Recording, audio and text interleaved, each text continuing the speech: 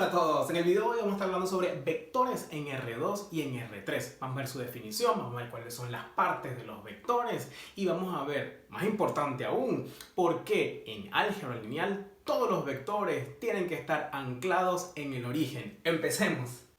Un vector en R2 o en R3 no es más que un segmento de recta orientado. Lo que mide se le llama la magnitud. La dirección es la recta en la que está. Y el sentido es hacia donde apunta la flecha. Si apunta hacia allá o si apunta hacia acá. A este punto se le llama la cola del vector, lo vamos a anotar como A. Y a este punto que vamos a denotar como B se le llama la punta del vector y ahí se le suele colocar la flecha para indicar el sentido. Así. Entonces, cualquier vector que nosotros tengamos en R2, acá, allá o acá, vamos a considerar en realidad es el representante de ese vector que esté anclado en el origen. Así, por ejemplo, para este vector verde que está acá, que empieza en A y empieza en B, este A en realidad tiene que ser el origen de coordenadas y luego el B, vamos a ver cómo nos va a quedar. Pero así, rápidamente, lo que hay que hacer es una traslación sin modificar la magnitud, la dirección ni el sentido. Vamos a trasladar este vector de modo que nos quede el representante, es decir, el mismo vector, pero anclado en el origen. Y con ese vector es el que vamos a trabajar siempre en álgebra lineal. Aunque podamos ver el vector acá, en realidad con el que vamos a trabajar es su representante anclado en el origen. Veamos cuáles son las coordenadas del vector representante de pero que esté anclado en el origen. Recuerden, no se puede modificar ni la dirección, ni la magnitud, ni el sentido de este vector, pero tenemos que construir uno que cumpla con todo eso, pero que esté anclado en el origen. ¿Cómo se hace? Bueno, a partir de acá, de la cola del vector, unimos con un segmento de recta hasta el origen. Luego, a partir de la punta, trazamos una paralela a este segmento de recta punteada que tenga la misma distancia que este. Y nos construimos este que está acá y luego unimos este con este y nos queda un vector paralelo a este. Aquí se forma un paralelogramo, bien, que tiene obviamente pues la misma dirección, magnitud y sentido que este de acá. La pregunta ahora es, bueno, si las coordenadas de esta eran A, B, digamos que es el punto AB, A, B y C, D, esta punta, ¿cuál es las coordenadas de la punta de este vector?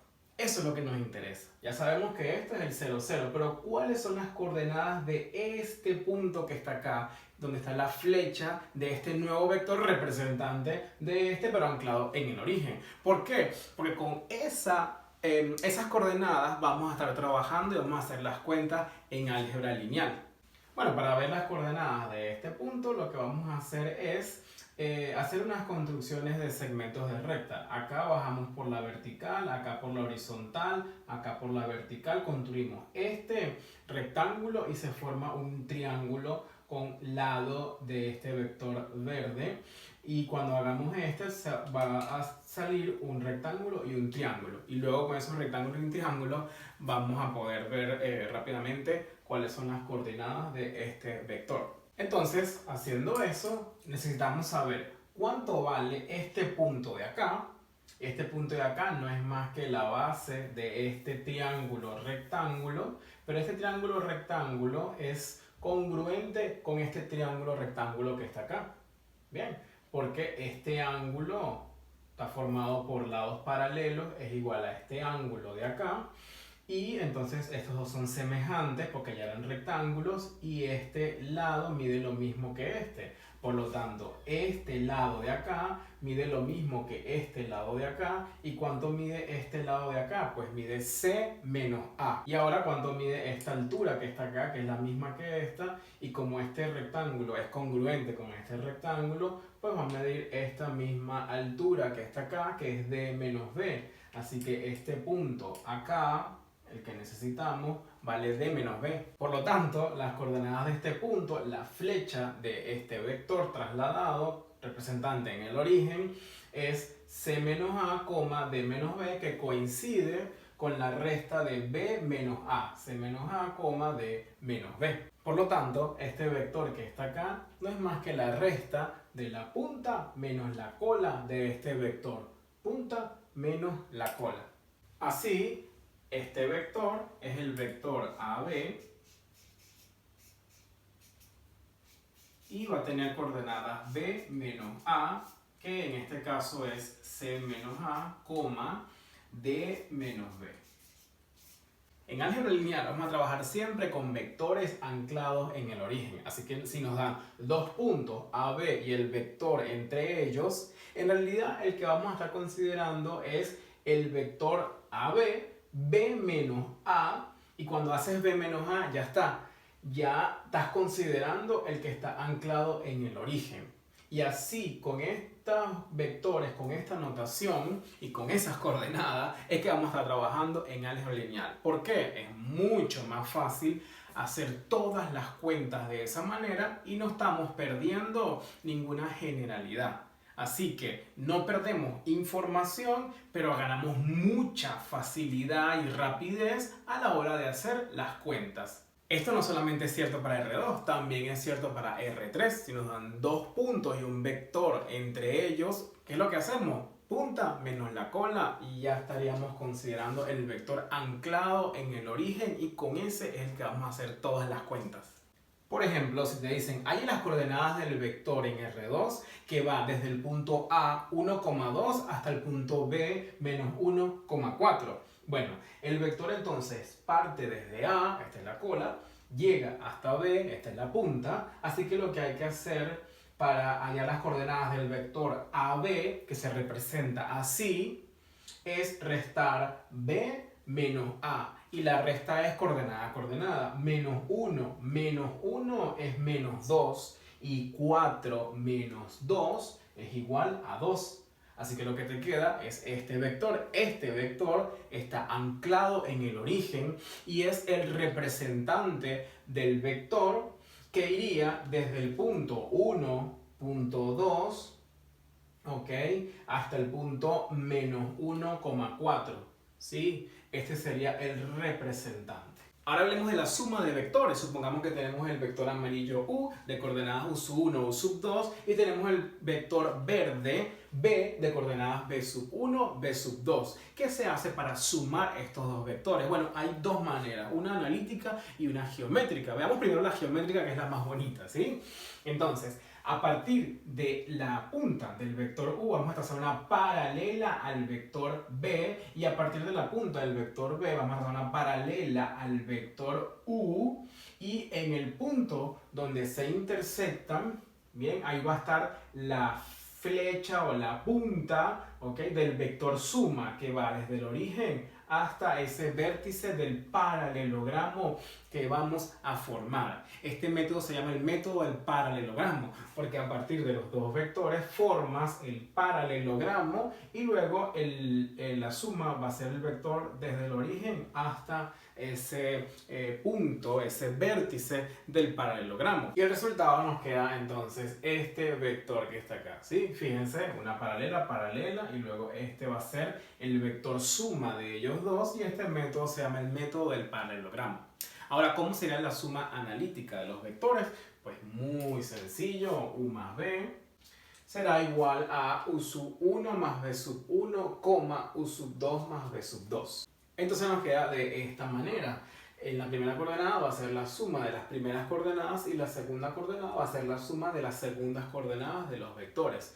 Si estuviésemos en R3 y tuviésemos una coordenada más, U sub 3 acá y B sub 3 acá, entonces el vector resultante, la suma, sería U sub 1 más B sub 1, U sub 2 más B sub 2, U sub 3 más B sub 3. ¿Y cómo nos queda el método del paralelogramo en R3? Pues de la misma manera. Si tenemos dos vectores en R3, uno verde y uno amarillo, ¿ok?, Entonces, el mismo en R3, pero digamos que estos vectores te generan un plano. Estos dos vectores están en un plano, ¿verdad? Bueno, en ese plano vamos a hacer el método del paralelogramo. Trazamos una paralela al vector amarillo por esta, una paralela al vector verde por la punta de este, y donde se intersectan, ese va a ser el vector suma de esos dos vectores. En este ejemplo nos vamos a encontrar la suma del vector CD,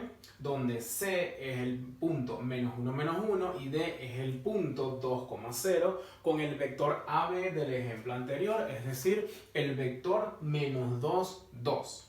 Entonces, para resolverlo vamos a graficar, vamos a hacerlo con el método del paralelogramo y luego lo hacemos analíticamente y veamos que coinciden las dos cosas.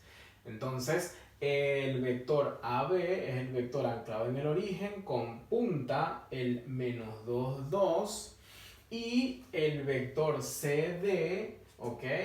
El punto menos 1, que es el C, es este, y el punto 2,0, que es el D, sería este. Entonces el vector CD es el vector que va desde C hasta D, pero vamos a tener que tomar el representante que está anclado en el origen, ¿ok?